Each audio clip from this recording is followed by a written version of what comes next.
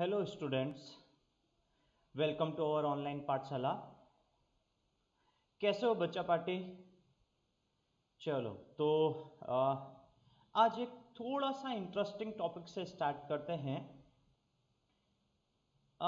Basically बेटा मैं बहुत दिनों से ये सोच रहा था कि अपने बच्चों के लिए थोड़ा बात करें, थोड़ा इस चीज़ के बारे में बोलें, क्योंकि मेरे को कभी कभी ये लगता है कि बच्चे को बोलना, बच्चे से ये चीज़ डिस्कस करना अच्छा होता है। कभी कभी बच्चे को थोड़ा सा ये समझ में आता है कि हाँ भाई, मुझे लाइफ में जो करना है उसके लिए मैं डेडिकेशन से काम कर रहा हूँ कि नहीं कर रहा हूँ। ये एक बहुत इंपॉर्टेंट पार्ट है, डेडिकेशन। किसी भी चीज़ के लिए डेडिकेशन। हम अगर मूवी देखते हैं तो उसमें भी एक डेडिकेशन होता है, और हम अगर कभी भी आपने देखा होगा कोई भी काम करो उसमें आपका डेडिकेशन है तो वो काम बहुत अच्छे तरीके से होता है। तो मेरा यही है आप सभी लोगों को कि डेडिकेशन बहुत जरूरी है। तो उसी बेस पे एक जस्ट दो लाइन मुझे याद आ रही हैं, तो मैं आपको बोलना चाह रहा हूं, आप सुनिएगा प्लीज। सामने हो मंजिल तो रास्ते न मोड़ना, सामने हो मंजिल तो रास्ते न मोड़ना, जो भी मन में हो वो सपना न तोड़ना।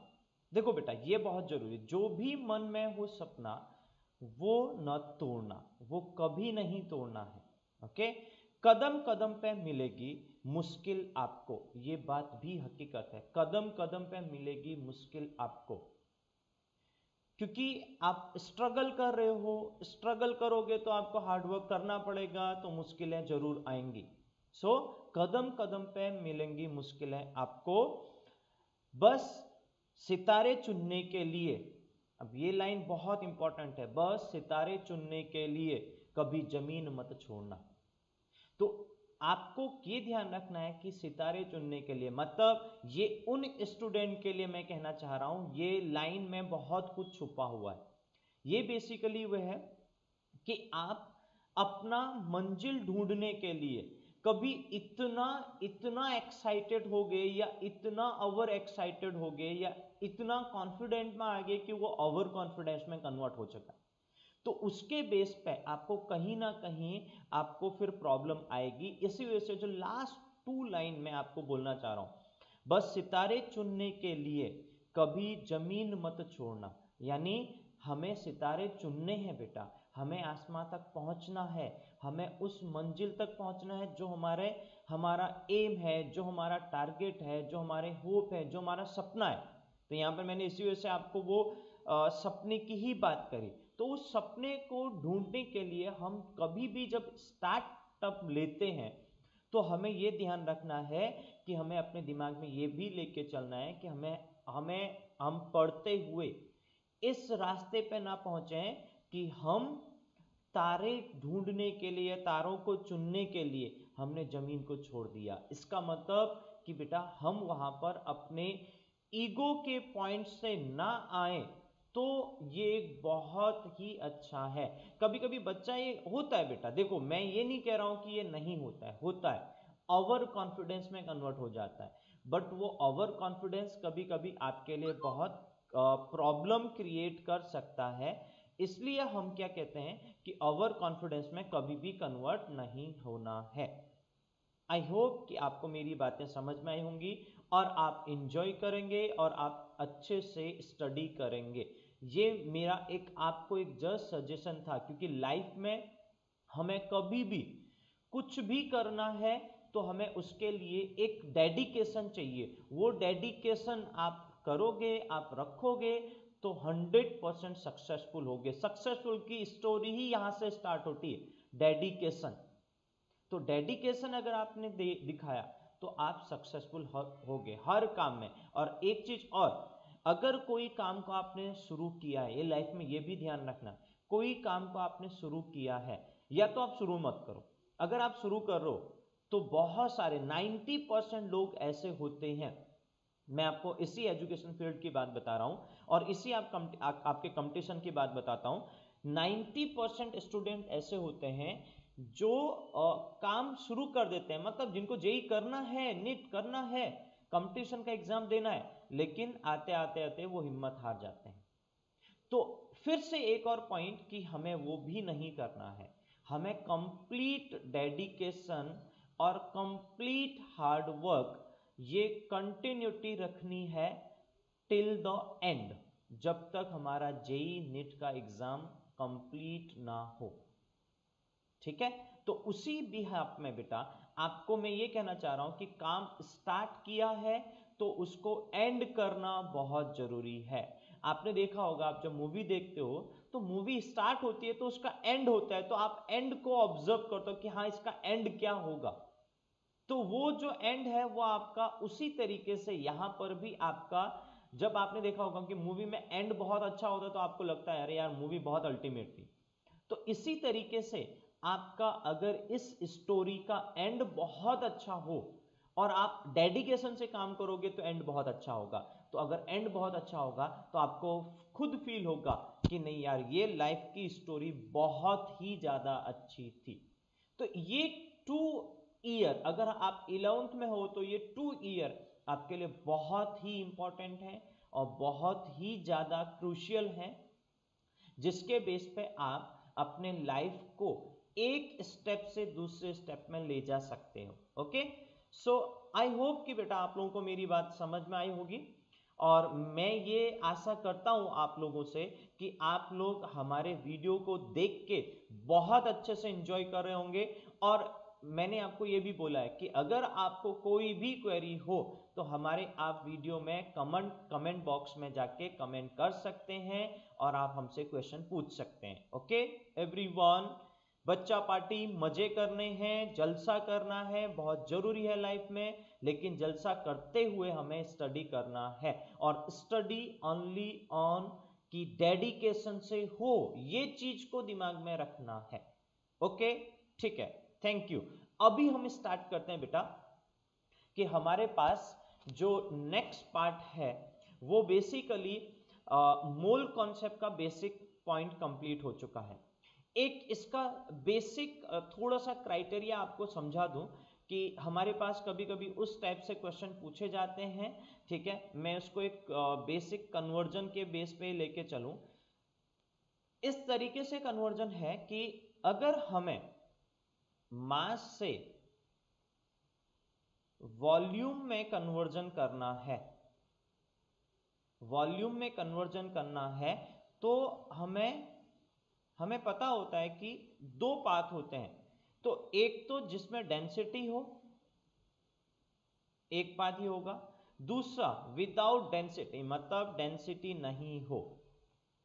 अगर आपको इस पाथ से जाना है तो ये सबको पता है, मास वॉल्यूम डेंसिटी में क्या रिलेशन होता है, density equals to mass upon volume. अगर आपको विदाउट डेंसिटी के बेस पे जाना है तब क्या होगा, तब किस बेस पर हम यहाँ पर चीजों को डिसाइड करेंगे, तो उसके लिए हमारे पास एक कॉन्सेप्ट आता है और उसको मैं आपको बताता हूं। मैं लिख देता हूं पहले यहां पर, तब जाके आप आराम से उस चीज को समझ सकते हो। At STP and NTP 1 mole of a gas is equals to 22.4 litre. ये कन्वर्जन हमारे पास होता है। अब ये कैसे आता है इस चीज को मैं आपको पूरा एक्सप्लेन कर देता हूं। सबसे पहले हम इस चीज को समझते हैं एक बेसिक क्राइटेरिया से कि हमारे पास, देखो बहुत सिंपल वे में चल रहा हूं। हमारे पास बेसिकली कुछ लॉज होते हैं, वो लॉज के नेम तो मैं यहां पर नहीं बोलूंगा क्योंकि अभी आप 11th में जस्ट आए हो, ठीक है, इसलिए मैं लॉज के नेम नहीं बोलूंगा, लेकिन लॉज क्या होते हैं आपको बता देता हूं।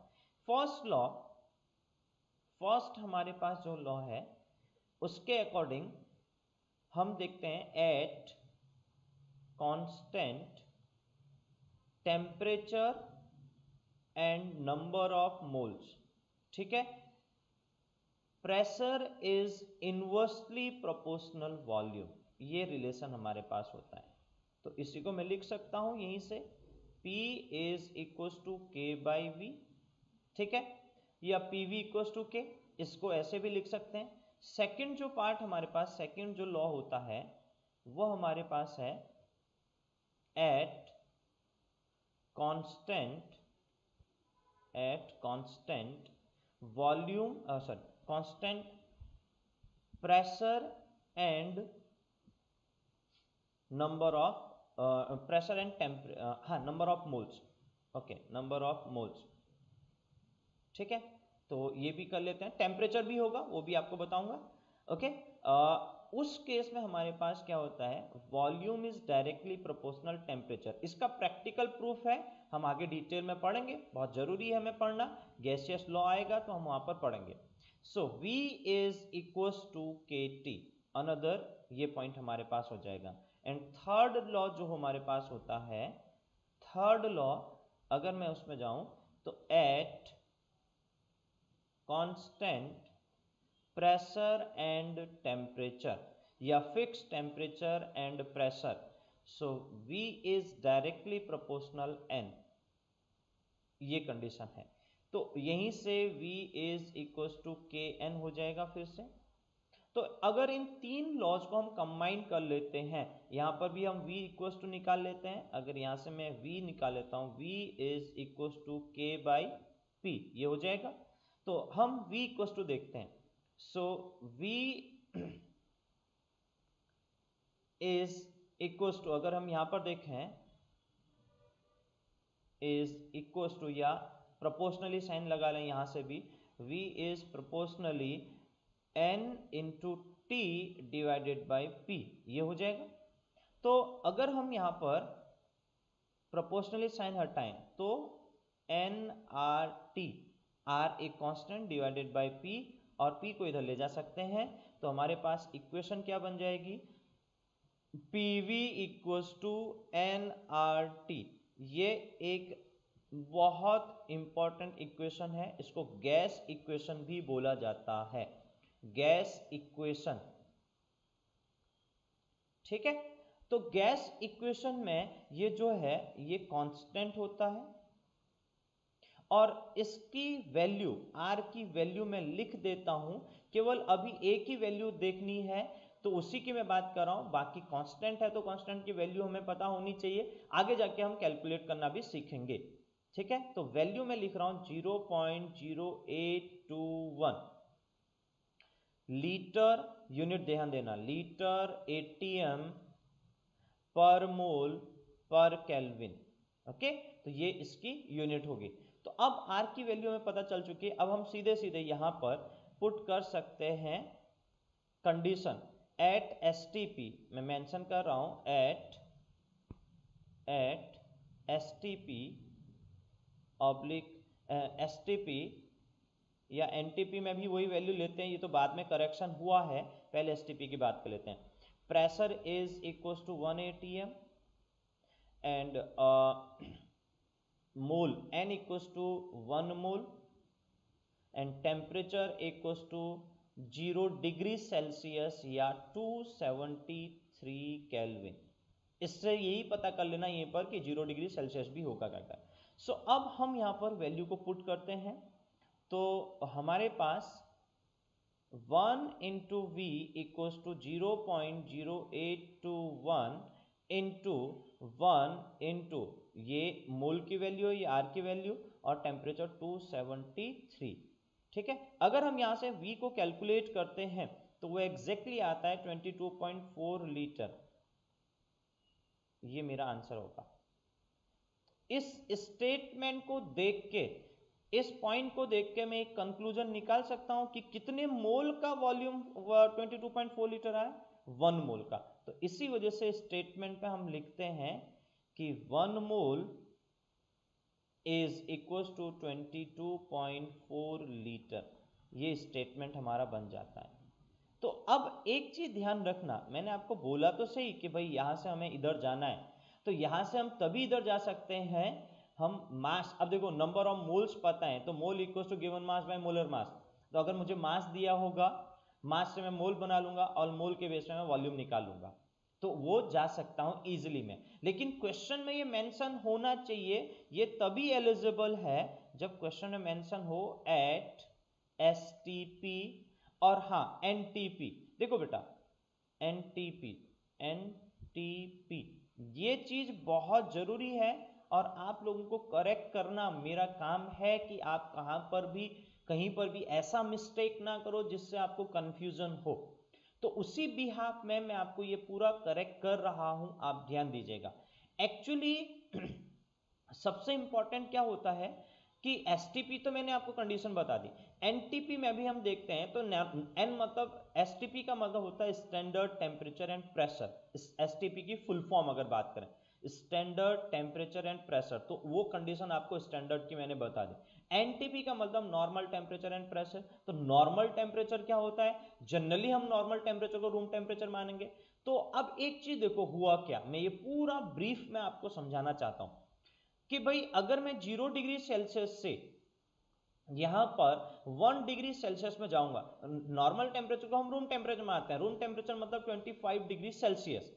लेकिन अगर मैं यहां पर केवल 0 डिग्री सेल्सियस से 1 डिग्री सेल्सियस में गया, मतलब 0 नहीं लिया मैंने, 1 डिग्री सेल्सियस लिया, तो ये 274 हो जाएगा। तो यहां पर वैल्यू चेंज होगी। यहां पर अगर मैं 1 डिग्री सेल्सियस की जगह पर हम ले लेते हैं 2 डिग्री सेल्सियस, तो 2 डिग्री सेल्सियस मतलब ये 275 हो जाएगा। तो यहां पर फिर से चेंज होगा। इसका मतलब यहां पर मैं एक एक डिजिट को चेंज कर रहा हूं ना, सिंगल डिजिट को। तो समझो बेटा कि हमारे पास ये तब भी चेंज हो रहा है। तो अगर मैं इसको 25 लेता हूं, यानी 25 डिग्री सेल्सियस होगा, तो 273 प्लस 25 यानी 298। तो 298 पे तो ये वैल्यू चेंज हो जाएगी बहुत सारी। तो वो जो वेरिएशन आया, तो ये समझा गया कि अगर हम टेम्परेचर को 0 से फिर हम 25 के बीच में कहीं पर भी रखते हैं तो बहुत सारी वैल्यू आ सकती है। तो इसी वजह से जब ये देखा गया तो आईयूपीएससी ने, जो एक्चुअली केमिस्ट्री का जो स्टैंडर्ड फॉर्म माना जाता है आईयूपीएससी, उसने ये डिसाइड किया कि एसटीपी पे जो वॉल्यूम हम ले रहे हैं वही हमें एनटीपी पे भी लेना है। यानी एनटीपी पर जो वॉल्यूम है वो भी हमारे पास 22.4 लीटर ही हो जाएगा, 1 mole of any gaseous substance. I hope कि मेरी बात समझ में आई होगी बेटा, क्योंकि ये बहुत ही ज्यादा इंपॉर्टेंट है और इसमें बच्चे बहुत ज्यादा गलतियां करते हैं। इसी वजह से मैं आपको ये पूरा आपको स्टेटमेंट के बेस पे समझा रहा हूं और ये स्टेटमेंट आपको अच्छे तरीके से दिमाग में रखना है। मैं डायरेक्टली देखो, मैं यहां पर ये चीज को डायरेक्टली भी कर सकता था, नहीं, लेकिन मैंने यहां पर आपको पूरा वो लॉज के बेस पे बताया। जो कंडीशन है आप देख सकते हो, ये लॉज के लिए जो कंडीशन होती है वो एलिजिबल है। आप किसी भी पिस्टन को उठाओ, अगर उसमें आप प्रेशर लगा रहे हो, बाहर से फोर्स लगा रहे हो, फोर्स क्या होता है, फोर्स जो होता है बेसिकली अगर हम प्रेशर से रिलेट करें, फोर्स एक टाइप का प्रेशर ही है। क्या होता है, प्रेशर इक्वल्स टू जो होता है फोर्स अपॉन एरिया, यानी फोर्स पर यूनिट एरिया पे जो आपने लगाया है, मतलब जो फोर्स पर यूनिट एरिया पर जो लगाया है वही उसका प्रेशर कहलाता है। तो अगर हम एरिया फिक्स कर देते हैं तो जो फोर्स लग रहा है वही हमारा प्रेशर हो जाएगा।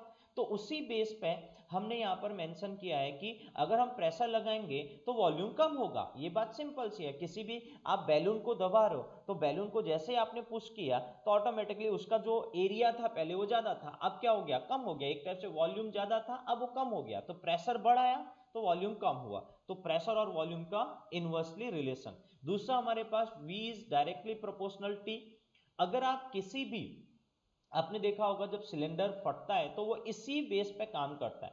तो अगर आप टेम्परेचर बढ़ा रहे हो या वॉल्यूम बढ़ा रहे हो तो टेम्परेचर बढ़ेगा। क्यों, क्योंकि वॉल्यूम बढ़ाओगे तो हमारे पास क्या होता है, वॉल्यूम बढ़ रहा है मतलब वॉल्यूम इंक्रीज हो रहा है, तो टेम्परेचर कैसे इंक्रीज होता है भाई, मॉलिक्यूल की काइनेटिक एनर्जी बढ़ेगी ना, स्पेस ज्यादा मिलेगा तो molecule easily random motion easily कर सकता है गैसियस, क्योंकि हम यहां गैस की बात कर रहे हैं। तो अगर गैसियस मॉलिक्यूल रैंडम मोशन को इंक्रीज कर देगा तो काइनेटिक एनर्जी बढ़ेगी, और काइनेटिक एनर्जी बढ़ेगी तो टेम्परेचर तो 100% बढ़ेगा।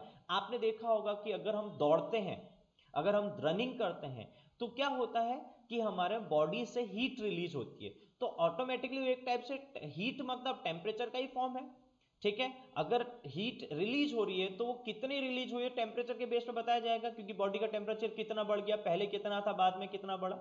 ठीक है, तो उसी बेस पे हम ये डिसाइड कर सकते हैं कि हमारे पास कोई भी पार्टिकल अगर मोशन कर रहा है तो उसका क्या होता है बेटा, टेम्परेचर बढ़ता है। तो टेम्परेचर अगर बढ़ा है बेटा, मोशन करने से काइनेटिक एनर्जी बढ़ेगी, काइनेटिक एनर्जी बढ़ने से टेम्परेचर बढ़ेगा। तो यहां पर गैसियस के लिए भी वही कॉन्सेप्ट लगा है कि अगर हम वॉल्यूम इंक्रीज कर रहे हैं तो टेम्परेचर भी बढ़ रहा है। तीसरा पॉइंट, अगर मैं प्रेशर और टेम्परेचर को कांस्टेंट करता हूं, हाँ ये जरूर है बेटा कि हर एक केस में आपको दो चीज को कांस्टेंट रखना है, जो आप यहां देख पा रहे हो। दो चीज कांस्टेंट रखोगे तभी दो चीज में रिलेशन आप बना सकते हो। अगर आपने temperature number of mole constant रखा तो प्रेशर वॉल्यूम में रिलेशन बना है, pressure number of mole constant रखा, वॉल्यूम और टेम्परेचर में रिलेशन बना है। अब प्रेशर और टेम्परेचर कांस्टेंट रखा, वॉल्यूम और नंबर ऑफ मोल में रिलेशन बना है। अब एक बीकर ले लो, उस बीकर में आपने कहा कि कुछ अमाउंट ऑफ गैस है, यानी उसका कुछ मोल फिक्स होगा। तो अब आपने बाहर से कुछ एक्स्ट्रा मोल ऐड किए, सपोज आपने 100 मोल फिर से ऐड कर लिए, तो अमाउंट बढ़ेगा। तो ध्यान दो, तो वो पिस्टन अमाउंट बढ़ेगा तो उस अमाउंट नीचे आपका गैस आप बढ़ाते जा रहे हो, तो पिस्टन पे प्रेशर लगते जाएगा, क्योंकि आपने प्रेशर बाहर का कांस्टेंट किया, वो चेंज नहीं करना है, वो फिक्स कर दिया आपने, अब उसको आप चेंज नहीं कर सकते हो। तो क्या होगा, अमाउंट जैसे ही बढ़ेगा तो उस अमाउंट ज्यादा होगा, तो आपने देखा होगा ज्यादा होगा तो प्रेशर ज्यादा लगेगा उस पिस्टन के ऊपर की ओर को, तो इसलिए क्या होगा, पिस्टन जैसे ऊपर जाएगा तो वॉल्यूम भी बढ़ेगा। इसको ऐसे समझते हैं, अगर हम इसको ऐसे समझते हैं, एक पत्थर को हम दो लोग धक्का दे रहे हैं, तो अगर दो लोग धक्का दे रहे हैं और उसको धक्का नहीं दे पा रहे, तो हमने क्या करा, हमने चार लोगों को बुलाया, तो अब हमने ज्यादा फोर्स लगेगा, क्योंकि चार लोगों की एनर्जी लग रही है मतलब ज्यादा फोर्स लगेगा। तो अब वो जो स्टोन है, जो पत्थर है, वो पुश हो सकता है, वो अपना जो प्लेस है वो डिस्प्लेस कर सकता है, एक पोजीशन से दूसरी पोजीशन में जा सकता है। मैं ये नहीं कह रहा हूं 100% जाएगा, बिकॉज ऐसा हो सकता है पत्थर और ज्यादा भारी हो तो चार की जगह पर 6 लोगों की जरूरत पड़े, लेकिन जा सकता है। क्यों, क्योंकि फोर्स बढ़ गया। तो ऐसे ही यहां पर अगर आपने अमाउंट बढ़ाया तो नंबर ऑफ, एक टाइप से नंबर ऑफ लोग बढ़ गए, नंबर ऑफ लोग बढ़ेंगे तो क्या होगा, उनका फोर्स ज्यादा लगेगा उस पिस्टन पे, तो पिस्टन ऊपर की ओर को मूव कर जाएगा, इसलिए वॉल्यूम बढ़ जाएगा, पिस्टन मूव करेगा ऊपर को। तो हम लोग कह सकते हैं कि अगर नंबर ऑफ मोल्स बढ़ाएंगे तो वॉल्यूम सिस्टम का बढ़ेगा। तो ये एक बेसिक पॉइंट आपको मिला, इसके बेस पर आप कंप्लीटली ये डिस्कस कर सकते हो और इसको अच्छे तरीके से देख सकते हो। आई होप कि बेटा आपको ये कंप्लीट समझ में आया होगा, और आपको कहीं पर भी, मैं फिर से बोल रहा हूं, कहीं पर भी कोई भी क्वेरी हो, किसी भी टाइप की क्वेरी हो, तो आप मुझे मेरे कमेंट बॉक्स में लिखिए और हमें बताइए, तो मैं आपका वो डाउट भी सॉर्ट आउट करूंगा। Okay, thank you.